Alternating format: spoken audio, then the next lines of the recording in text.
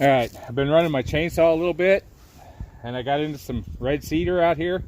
Out where I'm at, red cedar is the thing that grows real readily. A lot of people, all they bang on about is fat wood this, fat wood that. Yeah, I'll give you, that's great. Around here, we get it at Lowe's and Menards because pine trees are scarce. What we do have are juniper or red cedar, and there's lots of it. I got into some really big stuff, and with all the branches on it, it don't really like to split much, so I've been ripping it with a chainsaw. You get this. You can do this fairly easily off of branches and stuff like that by scraping it with a knife. We're going to see how this goes up with a Uberleben fire steel. We'll get in there and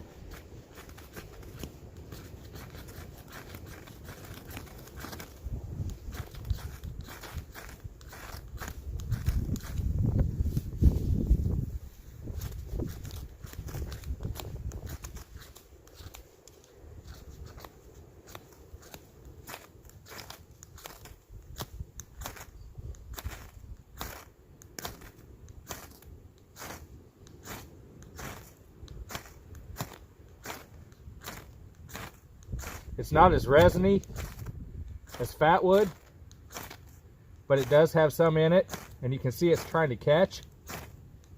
This was just ripped with a chainsaw. I haven't scraped this down real fine or anything like that. If I'd scrape some of it down with a knife, it would go a lot more readily.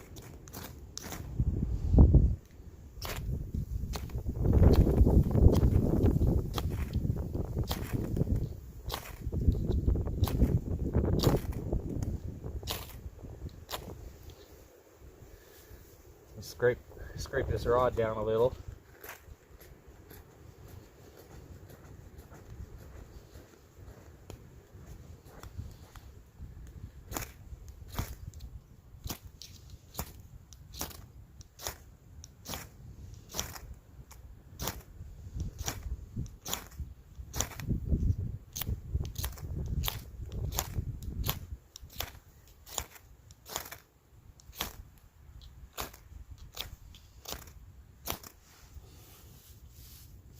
You can see it's trying.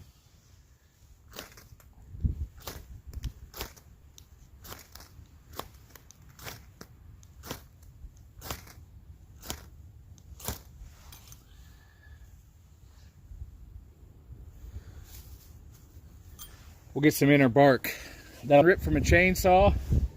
It's fairly coarse, and sometimes it will work if it's really dry. The other thing you can get is this is the inner bark from the red cedar, the juniper. And this, if it's fairly dry, this is a tinder ball basically right there. And all you do is you just peel it off the bark.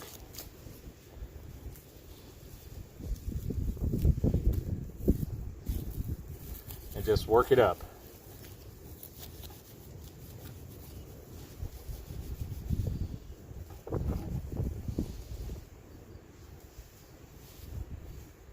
And shavings, whatever you got,